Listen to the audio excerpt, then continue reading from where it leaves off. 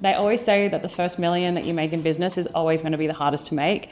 And it is true. It's true in every single way. So whether it's an investment, your business, the first million is always the hardest to reach. Now, while hitting $1 million is super satisfying, we want to ensure that when we're hitting that million, we're doing it profitably. Because there's no point in making 7 figures and having literally nothing left in the bank. So I want to break this down really simply for you so that you A, don't make the same mistakes I did when I first started my business and lose a ton of money. And B, you can do this so simply that it's just plug and play. So when I first started my business 10 years ago, I literally started with $0, 0 sales, 0 customers, and 0 strategy. And because I didn't have a plan, because I didn't think about what I wanted out of that business, and I was working day by day, I fell into the same trap that everyone seems to fall into when they first start out. And that is convincing myself that it was okay to lose money in the first 2 years of business, that I needed to do absolutely everything myself because I'm the only one that knows what is going on in the business and how to do it.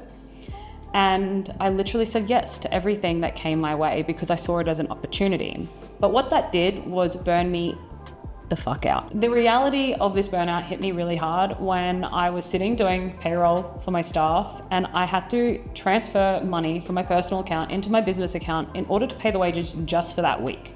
I did not have enough money to pay for staff, let alone everything else that it costs to run the business. And that was a moment I realized I was heading in the opposite direction of $1 million business. And I needed a strategy to move the business in the direction that I wanted it to move. So I burnt everything to the ground.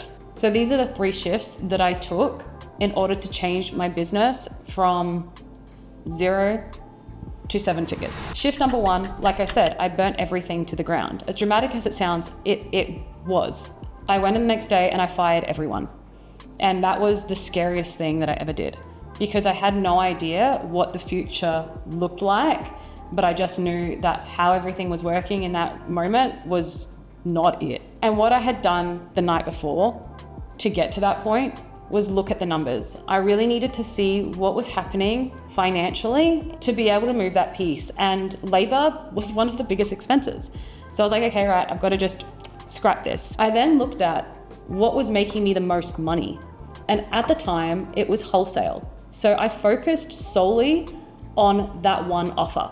I closed the shop front and I focused entirely on wholesale products and serving the clients that we had. So if you're in this situation right now, I want you to ask yourself, what is the one offer that you can focus solely on that's going to bring you the biggest rate of return with the least amount of effort, and that you can go 100% all in on in order to get your business from 0 to 100. And the reason is because complexity kills profit. So the simpler that you create this, the better. So the second shift was leadership and having a team that actually supports the business. What I used to do is not delegate a single thing. I would take everything on, but I had all these people that were working around me. So what they were doing was pretty well the bare minimum, and I was doing as much as I possibly could, but not the work that was helping me move the business forward. And so when I cut the crap, I got really clear with what support I needed, because what ended up happening was I was the bottleneck.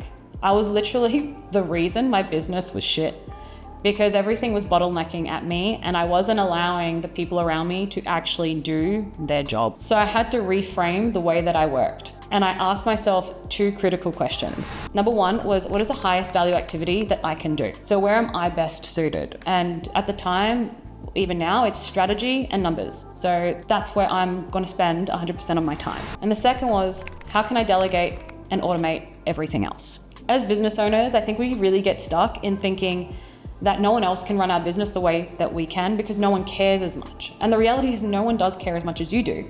But if you have systems in place, the people that you hire, the people that are around you are going to support you and your vision of your business in the way that suits you. So being really clear on that will free up a lot of your time, because you're able to let that go and know that it might not be done 100% the way you would do it, but 80% is good enough. And the reality is you just cannot hit $1 million if you are stuck in the day-to-day grind. And if you do hit $1 million, you're stuck in the day-to-day grind and you've created such an elaborate job for yourself that it's not a sustainable business in the long run. And the third thing I had to really shift was my perception of my sales. I always thought I needed to make more sales in order to make more money, but revenue is vanity, profit is sanity. So one thing that I had to really get clear on is, as much as I wanted to hit that target, I knew that I could hit that target, but if I didn't have any money in the bank then, and no profits to show for it, then it was pretty pointless. Like, I would have stressed myself out for no reason. But when it came down to it, after, when I was looking at all my numbers, I realized that my pricing was actually the main issue for a lot of it. Because I started with zero strategy. It meant that I didn't price my services and price my product properly. I actually did not review that. I just kind of went off what I thought the industry was doing. I didn't look at my personal overheads. I just looked at everyone else, like the competitors, what I thought was fair. I didn't want to be too much or too expensive. Like, I got really fixated on trying to service everyone, which then ended up hurting me. So because I hadn't properly priced or tracked any of these key metrics, it was actually really hard for me to see what product worked, what product didn't, because I had literally no metrics.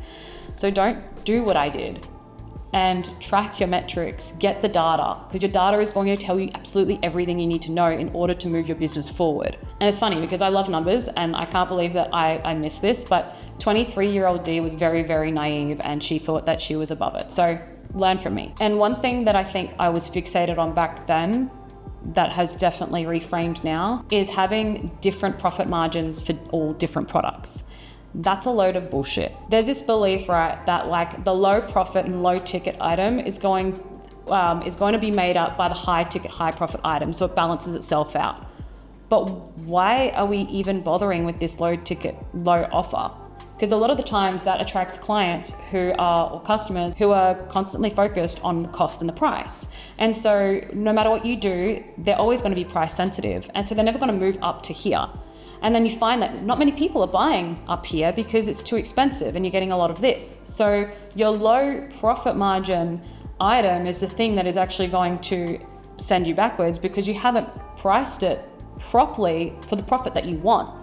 So my general rule of thumb is 20% at a minimum. It doesn't matter what industry you're in, at a minimum 20% profit, because that gives you enough buffer from what it costs you to create the product or provide the service to then grow further if you can. So here are the 3 things that I would be focusing on right now if you're wanting to scale profitably to $1 million in your business today. So the first one is profit margins. So you want to make sure that every single dollar you make has profit. There's cream on top. You need it. The second is cash flow management. You need to be looking at what's coming in and out of your business because that's going to show you exactly where your business is sitting. I often say that your profit and loss is like a little ego stroke. So you kind of see it and you're like, oh, there's my profits at the end. I'm doing so well. But if there's nothing left in the bank, then are you really doing that well? So your cash flow, I actually think, is the key statement and the key thing you need to be monitoring when it comes to building and growing and scaling your business, because that's the thing that's going to get you there. And the third one is pricing. So if your product, offer, or service is not profitable, then you're just not going to make the money that you're hoping to make. And this is why mastering your numbers in all aspects of your business is critical, because that's the foundation of your business. And I have not spoken to a business owner who isn't doing it for money. So yes, there's passion, there's love, there's, creativity. There's so much that goes into a business, but the core of it is money. So if you're neglecting that, then you're neglecting your business. All right, so to sum up, this is your roadmap to get you from $0 to $1 million. Number 1 is simplify your business. Look at the core offering that you provide that generates the most revenue and focus solely on that. If you focus on that, the rest will come. So get that right and then start growing your business. Number 2 is lead your business the way you want to lead your business. So take yourself out as the operator of your business. So the main technician, the person that's there on the tools every single day. You need to step into that CEO role in order for you to move the needle in the direction that you want it to move. Only you can make those massive decisions. So you've got to do those higher value activities in order for your business to get from 0 to $1 million. And number 3 is mastering your numbers. Get your pricing right, set up your key metrics, figure out what is working, what isn't, so that if you are losing money, you can pick it up a lot quicker. Remember guys, it's all about the strategy. Building $1 million business requires hard work, determination, but it is actually simple. Don't overcomplicate it, create a plan, and literally listen to what your numbers are telling you. It's pretty straightforward. If you found this helpful, make sure you subscribe and hit that like button. It helps me create better content for you.